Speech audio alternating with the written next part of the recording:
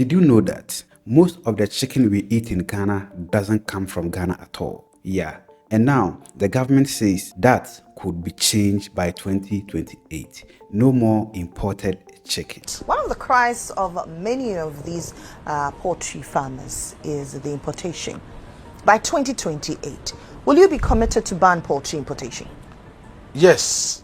But before you celebrate or panic, let's break this down properly. Right now, Ghana imports hundreds of thousands of tons of frozen chicken every single year from abroad. Estimates put it at over 250,000 tons annually, mostly from Europe, Brazil, and the United States. And that costs the country more than $300 million every year. Meanwhile, local farmers supply only 40% of what we consume. That is why the Ministry of Food and Agriculture has launched a program called Nkoko Nkete, which simply means chicken everywhere, or small chicken. The target is simple but bold. By 2028, Ghana should be producing enough chicken to feed itself, making imports unnecessary. When you read our document, we have projected that by 2028, we should achieve sufficiency.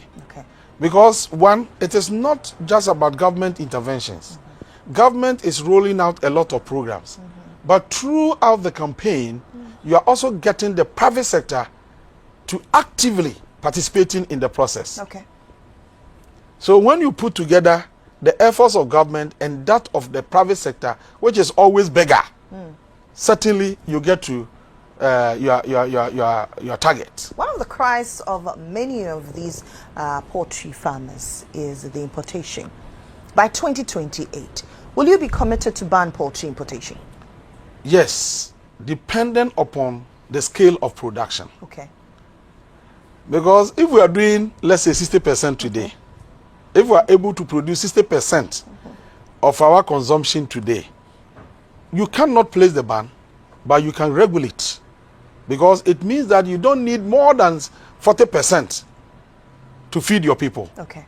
So the more you bring in, the more you collapse the price. But we have a responsibility to protect local producers. And not that alone. That's not a responsibility of government alone. Every citizen of this country must understand that if you buy from local sources, you are creating employment opportunities for your children, grandchildren, neighbors, and siblings everywhere. But if you buy from imported sources, you are throwing away, you are exporting jobs. So if we have that understanding, we can collectively achieve our aim within the shortest possible time. Okay. Because the major challenge confronting Ghana today is unemployment. That's true. Wherever you go, that is the issue. We are not getting jobs to do. We are not getting jobs to do. Parents are complaining. The fathers are crying, mothers everywhere. What do? Let's all do one thing. Buy from local sources.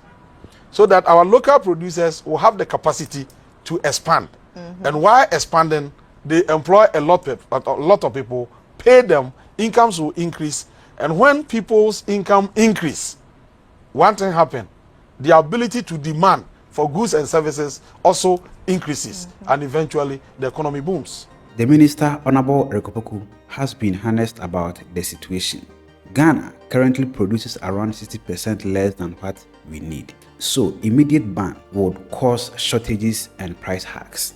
That is why the plan is gradual. Scale up local production first, regulate imports, and only talk about full ban when supply is strong. It is not about Nkoko Nkete alone. And even that one, I spoke about Nkoko Nkete, I spoke about the commercial one. I was going to talk about the medium to the large scale. Okay. Which is? Yes, in between the two. Between the backyard and then the commercial. We have the medium to large scale. They do just 500 bears, 1,000 bears. We have also identified some of them. Looking at the facilities they have, the experience they have gathered over the period that they have been in business. If we are able to support them, they can scale up.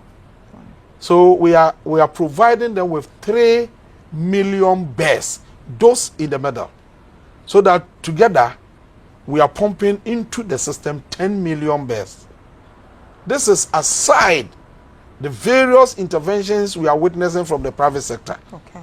Because we have had relationships, MOUs with some investors from outside who are also investing here. They are looking at the entire chain. They are producing, they will process, they will package and put them on the market. Okay. So we believe that with all these interventions on board, by 2028, if nothing untoward happens, we should be able to attain food sufficiency in poultry. Now, let's talk health because this also matters. Most imported chicken arrives frozen, sometimes stores for longer periods. In fact, there are ongoing concerns globally about how frozen poultry is processed, reserved, and handled before it reaches our market and eventually in our ports. Local chicken, on the other hand, is fresher, traceable, and processed closer at our homes. So, quality is assured. And when it comes to its economic benefit, it's enormous because every time we buy imported chicken, money leaves our country. But when we buy local, that money stays here supporting farmers, feed producers, transporters, and market sellers. Poultry is one of the fastest ways to create jobs, especially for young people. So the idea is right. The timing is what matters. If production comes first, prices stay stable and farmers win. If bans comes before supply, consumers suffer